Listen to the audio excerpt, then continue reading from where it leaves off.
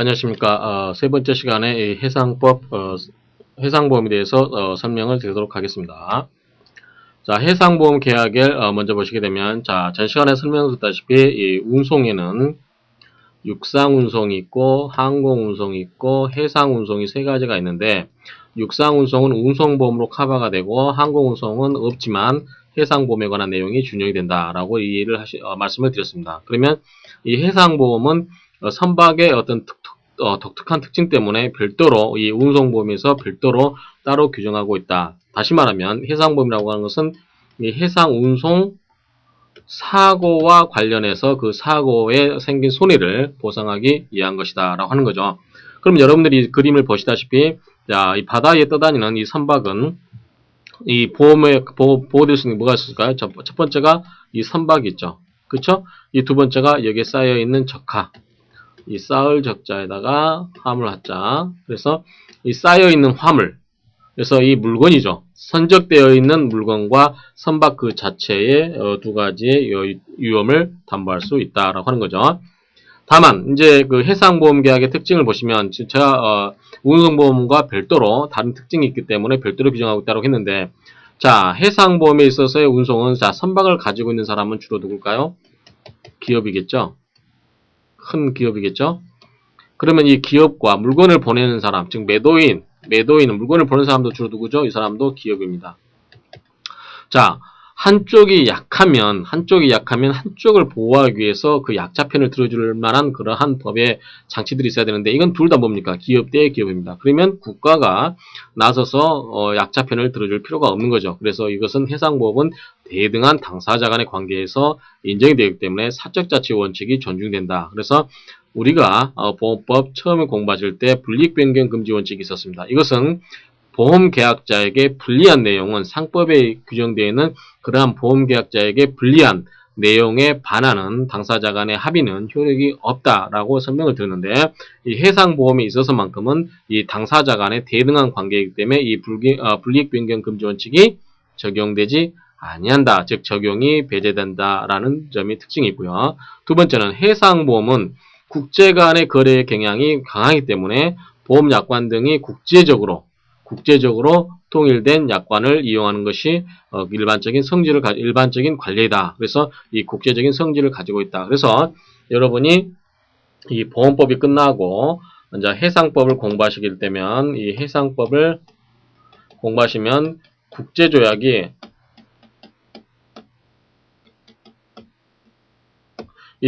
엄청나게 많습니다. 예컨대 선박이 충돌했을 때, 해난 구조했을 때, 공동 훼손에 관한 거, 그 다음에 기름이 흘렸을 때 유류 오염이라든가, 그 다음에 선박 소유자의 책임에 관한 부분, 이러한 부분은 우리가 이 수업 후반부에서 배우게 되니까 그때 아마 이 부분을 들으시면 그때 이해하실 겁니다. 어찌됐든 해상보험은 이 여러 국가 간을 다니다 보니까 국제적인 조약이 많다, 이렇게 이해하시면 됩니다.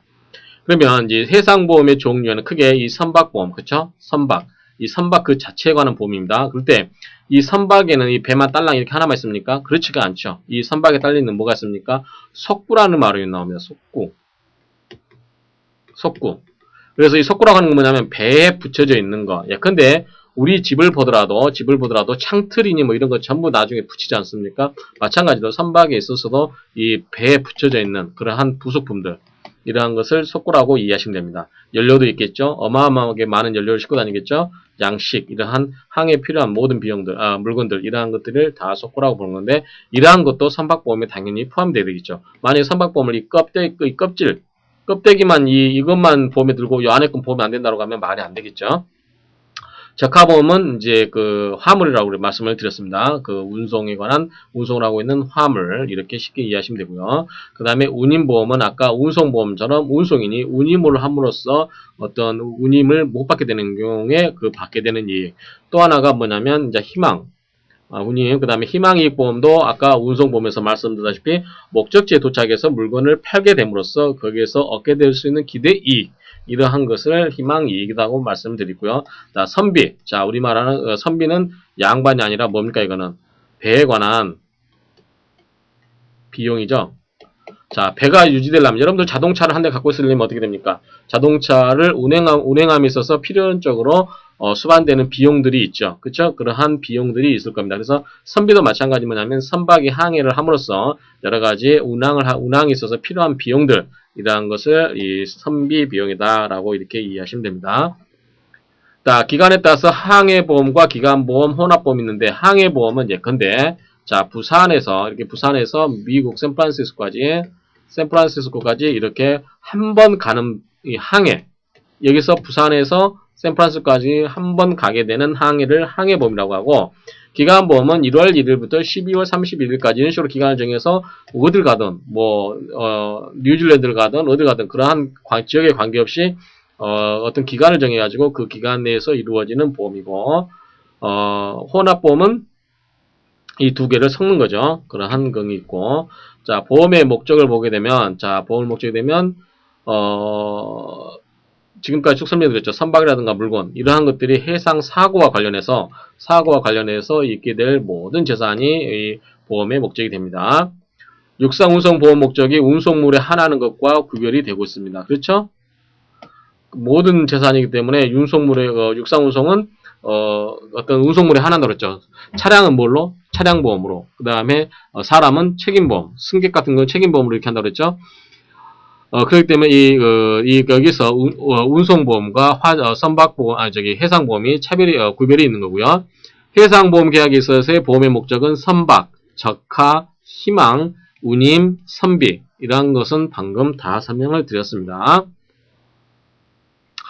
해상보험 계약의 요소를 보시면, 자, 해상사업에 관한 사고인데 포괄 책임주의다. 자, 해상 사업에 관해서 사고가 발생하게 되면 굉장히 포괄적으로 범위를 하고 있는데, 이것은 해상 사고가 한번 발생하게 되면 어떻게 딱 정해진 루트가 없기 때문에, 정해진 형식의 그러한 손해가 없기 때문에 굉장히 넓게 인정하고 있다라고 이해하시면 됩니다. 그래서 해상 사업에 관한 사고라면 항해의 결과 또는 항해의 부수에서 생기는 모든 위험으로서 해상에서 예측하지 않는 우연한 사고를 의미한다. 예컨대 침몰, 좌초, 화재, 충돌, 폭발, 포획, 선원의 불법행위 등이 다 여기에 포함될 수 있겠습니다. 그래서 굉장히 이 손해의 발생 원인이 다양하다는 점, 그렇기 때문에 포괄 책임주의를 취하고 있다는 점이죠.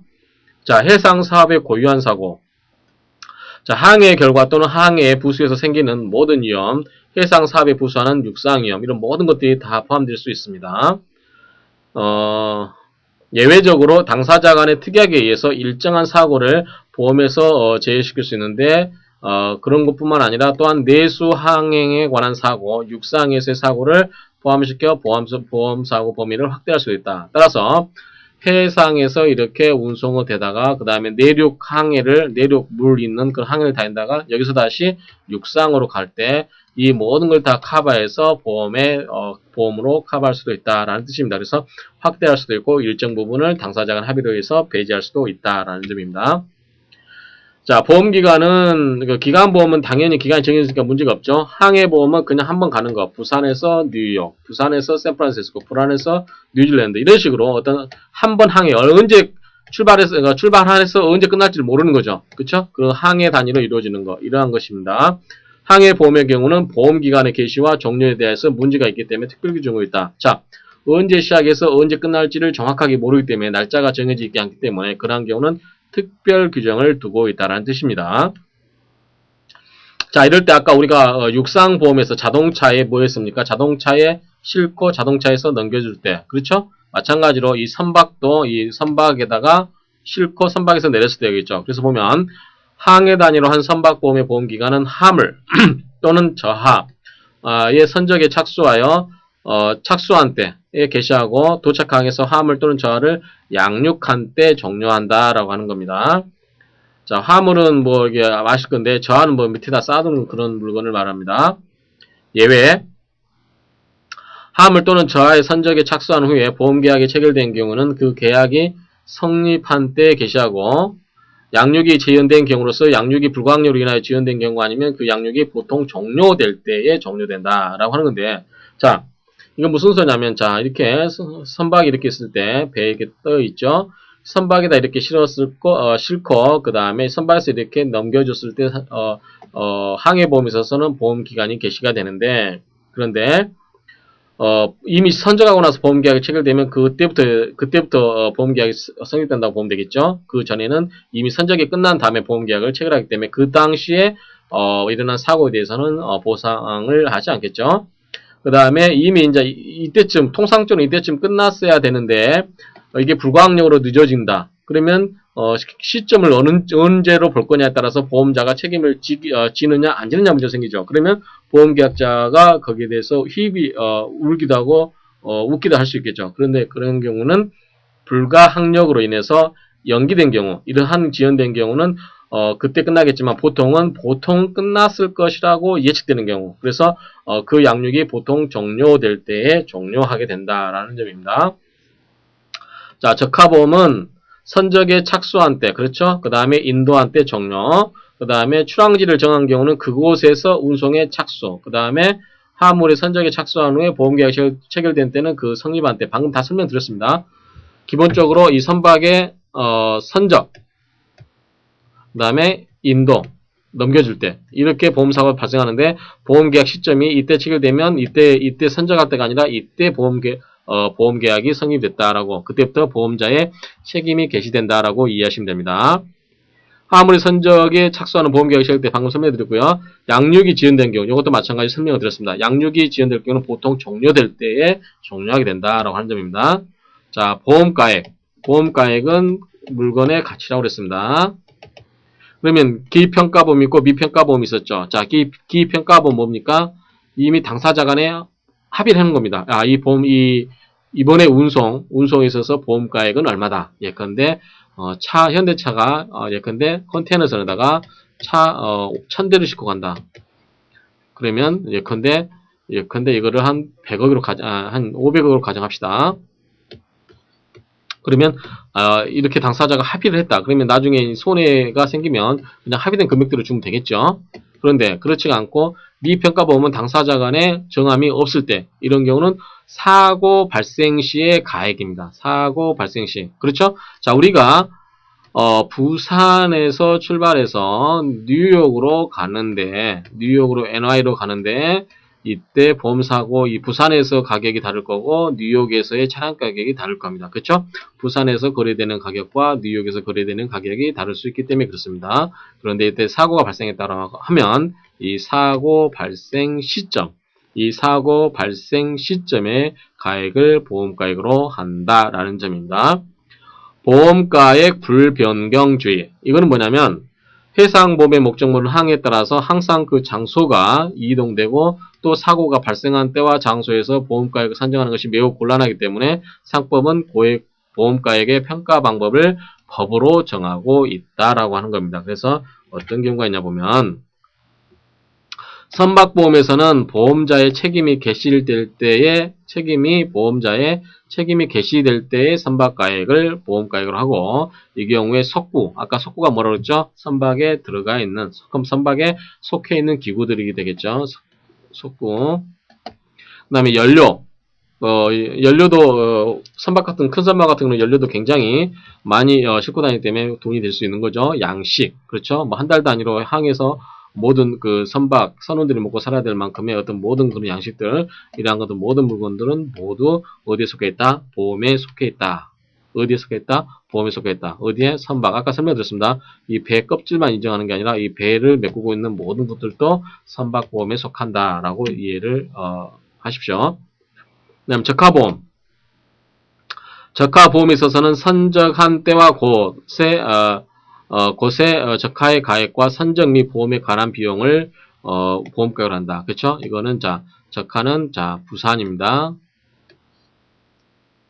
뉴욕. 그러면 적하는 이때. 아까 선박은 뭐였죠? 선박은 사고 발생 시 그러한 곳에 있어서의 가액과 선적 및 가액에서 관한 보험에 관한 비용을 보험가로 한다라고 했습니다. 적하는 뭐니까? 적하는 말 그대로 물건을 싸는 거니까 이 선적 시점에서 그렇죠? 선적 시점에서 선적 시점에서 그렇기 때문에 당연히 선적 적하 그렇기 때문에 선적 시점에 있어서의 보험가액이구나 이렇게 이해하시면 됩니다. 그다음에 적하보험은 보험가액에 육상 운송 보험의 경우와는 달리 운임을 포함시키지 않고 있다. 왜 그럴까요? 왜 그럴까요? 해상 운송에서는 뭐가 있었습니까? 아까 운임 보험이 있었죠. 운임 보험. 그렇습니다. 별도로 다른 보험으로 정하고 있기 때문에 그렇다라고 이렇게 이해하십시오. 희망이익보험. 자, 적하의 도착이죠. 이거는 도착해서 물건을 팔았을 때 기대되는 이익이라고 그랬죠. 그러한 경우는 도착으로 인해서 얻을 이익 또는 보수의 보험에 있어서 계약으로 보험가액을 정하지 않을 때는 보험 금액을 보험가액으로 한 것으로 추정한다라고 하는 겁니다. 그래서 이런 경우는 이 도착지의 희망이익보험은 이 보험 금액을 보험가액으로 한다라고 하는 겁니다. 일단은 이때 도착지에서 얻을 이익이 있으면 되는데 만약에 이게 정해지지 않다라고 하면 뭘로 한다? 보험 금액으로 한다라고 이해하십시오. 자, 증권 기재사항 이거는 여러분들이 이제 하나 구체 보면 되겠는데 이거 다 똑같죠. 별 차이가 없는데 이 부분 가운데 아까도 그랬죠. 보험가 이것도 다 똑같습니다. 이것도 그때 똑같은데 요거만 틀린 거죠. 요거만. 그래서 이것도 보면 선박보험에 있어서 선박의 명칭 그렇죠. 아까 운송 같은 경우는 운송계약자의 주소, 성명 이런 게 들어갔었죠. 그 다음에 적하보험 그렇죠. 선박과 적하가 두 개 있으니까 선박의 명칭, 국적과 종류, 선적항과 양육항 그 다음에 출하지와 도착지 이런 거. 자, 여러분들 용어가 이제 좀 익숙해져야 되는데, 이제 다음, 이 과목이 끝나고 해상법 할 때는 새로운 용어를 굉장히 많이 접하게 됩니다. 근데 일단 선적항은 선적하는 곳, 그 다음에 양육항은 물건을 내리는 곳, 그렇죠? 출하지는 물건이 나가는 곳, 도착지는 물건이 도착하는 곳, 이렇게 이해하시기 바랍니다. 해상보험 증권사항은 방금 설명드렸죠. 선박, 적하 이렇게 있었죠. 그 다음에 보험가액을 정한 경우 그 가액 방금 설명드렸던 부분입니다. 항해 변경. 자, 항해 변경은 자 여러분들 이게 태평양으로 가정합시다. 이게 태평양. 이제 이게 위성지도라고 가정하시고 자 여가 부산이 있습니다. 부산 이게 여가